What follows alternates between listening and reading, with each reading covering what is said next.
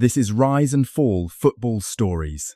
Everyone is talking about the talent. Everyone is talking about the home advantage. Everyone is talking about how this United States team is finally ready. And that's exactly the problem. Because while everyone is looking at what's obvious, they're missing what actually matters. The one weakness that doesn't show up in highlights. The one flaw that doesn't get discussed on broadcasts. The one detail that could quietly turn this entire World Cup into something very different. And here's the truth. At this level, teams don't fall apart because they lack quality.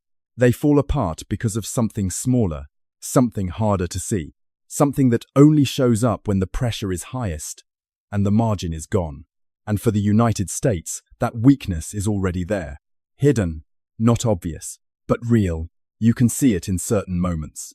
Moments where the game speeds up just enough, where decisions have to be immediate, where there's no time to think, only time to react. That's when it appears, not as a mistake, but as hesitation, and hesitation at this level is everything, because it doesn't take a collapse to lose at the World Cup. It only takes one moment where you're just a fraction too slow, and suddenly the entire story changes. So this isn't about what everyone already sees, it's about what they don't. So if this weakness is real, where do you actually see it? Because it's not obvious. It doesn't show up in highlight reels. It doesn't get replayed over and over. It doesn't look like a big mistake. It hides in the details. You have to look at the moments between the moments. Imagine a sequence where the United States is building from the back. The structure is correct. The passing options are there. Everything looks stable. But then the pressure arrives. Not aggressive, just enough. And that's where the clue appears. The ball reaches the midfielder. In a perfect scenario, the pass forward is immediate. The next movement is already understood. The play continues without interruption. But here, there's a pause. Just half a second. The player checks again, takes an extra touch, looks for confirmation instead of trusting the first option. And in that half second, everything changes. The opponent closes the space. The passing lane disappears. The rhythm breaks. That's the clue. Not a mistake, a delay. And once you start noticing it, you see it again. In transitions, in defensive reactions, in attacking runs that arrive just a fraction too late. Individually, they look harmless, but together, they create a pattern. A team that understands the game, but reacts just slightly slower than the level demands. And at the World Cup, that difference doesn't stay small. It gets exposed. And this is why almost nobody talks about this weakness. Because it doesn't look like a problem, at least, not at first. When you watch the United States, you see structure, you see energy, you see players who clearly understand the game. Nothing feels broken. And that's what makes this dangerous. Because obvious problems get fixed. Hidden ones don't. They get ignored. They get explained away. People say, it's just a bad moment. Just a missed pass. Just a small miscommunication. But it's not random. It's a pattern. And patterns like this are easy to miss if you're only watching the result. Because the United States can still win games like this. It can still look good in long stretches. It can still control phases where the pressure isn't constant, so the weakness stays hidden until the level rises. Because at the World Cup, opponents don't give you time to recover from these small delays. They don't let you reset. They don't allow the game to slow down. They push. And when they do, those small moments stop being invisible. They become decisive. That's why nobody talks about it, because you don't see it clearly until it's already too late. And this is where that hidden weakness stops being hidden, because at the World Cup, it gets exposed. Not slowly, immediately. Imagine a knockout match. The opponent presses high, not aggressively at first, just enough to force quicker decisions. The space tightens, the tempo increases. Now the game changes. The United States tries to build from the back. The structure is still there. The options are still visible, but the timing is different. A defender receives the ball. Instead of playing it instantly, he takes one extra touch. The forward press arrives. The passing lane closes. Now the team is under pressure. The ball moves again, this time to midfield. The same thing happens. A slight hesitation, a delayed pass, and suddenly, the entire sequence breaks. That's how it gets exposed. Because at this level, opponents are waiting for that exact moment. Not a big mistake, just a delay. And when it comes, they attack it. A turnover happens, a quick transition. The defense isn't set. The shot comes faster than expected. Now the United States is chasing the game, all from one small hesitation. That's the danger, because it doesn't look like a weakness until it becomes the moment that changes everything. So why does this happen? Because it's not about ability. It's about how the brain reacts under pressure. At this level, every player already knows what to do. The passing options are clear. The movements are trained. The decisions should feel automatic. But under pressure, they don't. Because when the stakes rise, the brain shifts from instinct to control. Instead of reacting, players start thinking, and thinking takes time, even if it's just half a second. That's enough. Imagine receiving the ball with a defender closing in. In a normal situation, the pass is immediate. The next action is already decided before the ball arrives. But under pressure, the player checks again, doubts the first option, looks for something safer. That's where the delay happens. Not because they don't know what to do, but because they want to be sure, and that's the trap. Because at the World Cup, certainty doesn't exist. Only speed does. And once that hesitation appears, it spreads. One player slows down, the next reacts to it, and suddenly the entire team loses rhythm. That's why this weakness is so dangerous. Because it doesn't come from lack of quality. It comes from the moment feeling bigger than the player is ready for. But this isn't something that automatically destroys a team, because it can be managed. The key isn't removing pressure, it's controlling how you respond to it. Imagine the same situation again. The United States is building from the back.